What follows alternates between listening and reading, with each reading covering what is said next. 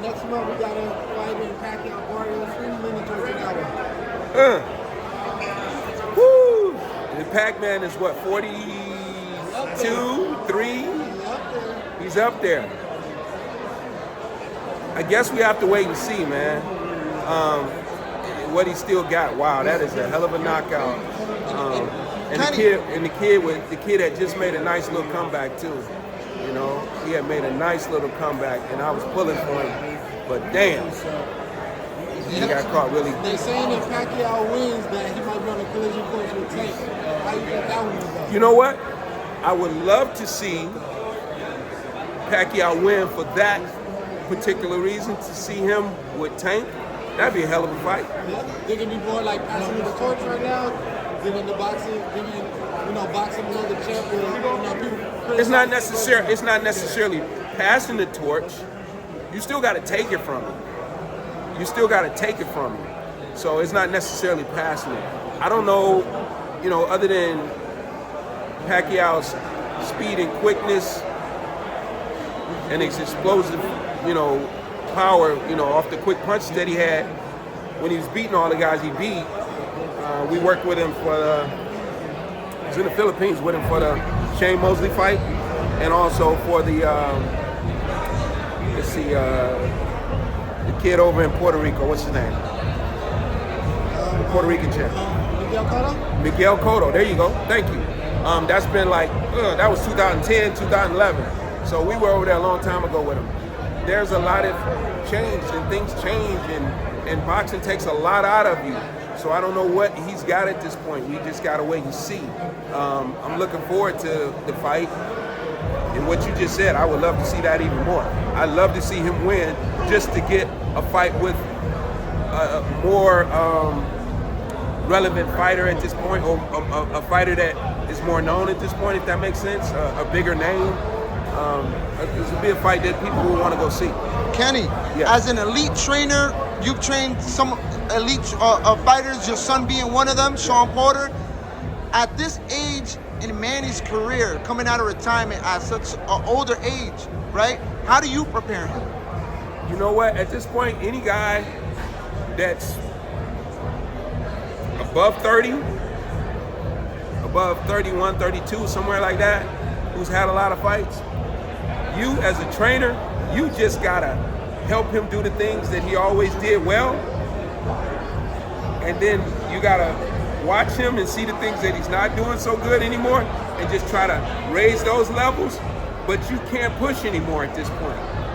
At this point, you really can't push because they don't have that no more. They don't have that young man, oh, you pushing me, I'll go. You pushing me, I'm gonna work harder. They have that, hey man, I've been doing this shit for a long time. I know how to do this. And you really can't argue that because he has, and he knows how to do it. So you just gotta kind of go along with him.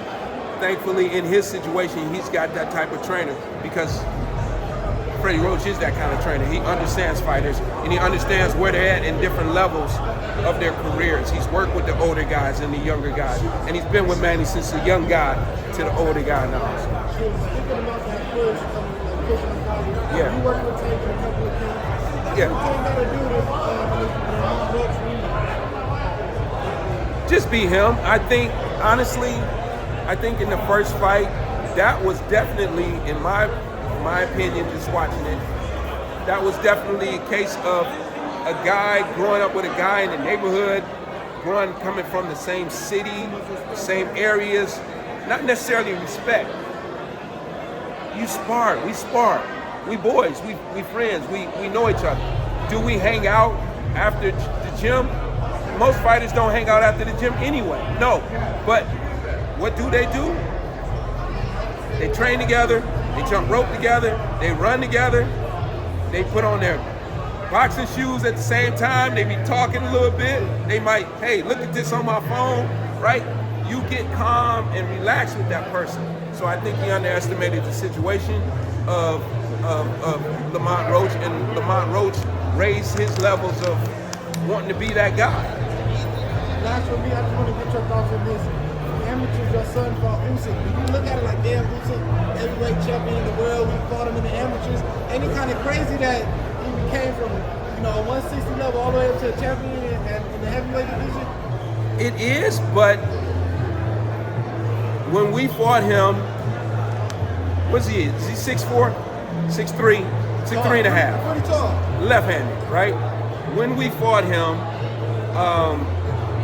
he was a young kid. They both were, you know, but he's a little younger than Sean, I think. But he was still growing.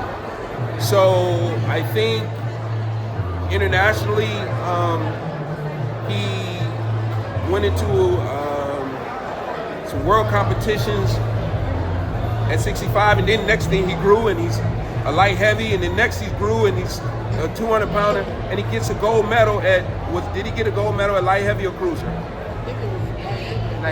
So he was still growing, and that's a part of what happens to a lot of these young boxers that they're turning pro as teenagers. These guys are still growing, and they haven't reached the level that they're going to reach in terms of their body growing, and then they outgrow the weight classes that they were so good in, and now you got problems. Because now you're going up against these grown men who are already in these weight classes. So for Usyk, he was growing and he was already a big guy. So he fought Sean. Yeah, Sean was the height he was right now, 5'7", and Usyk was 6'3", almost 6'4", and left-handed. It was a hell of a fight, and we get a decision. And then some years later, I was a head coach in Ukraine, not for a Ukrainian team, for a U.S. team that fought in Ukraine, and we're there. And these guys had gold medalists at the time. Lomachenko and Usyk were still amateurs, and they were gold medalists, and they had them there, and they had my team there, and their Ukrainian team. And, you know, they were talking about how dominant they were against the entire world and how they beat everybody in the world tournaments and everything. And it really pissed me off. I couldn't say nothing at all, so I told my interpreter, I said, tell them my son beat him. And he said, I can't say that. I said, no, you tell them my son beat him. And my interpreter said, I can't say that. So I got me someone else, and I said, come here. I want you to tell them that my son beat him.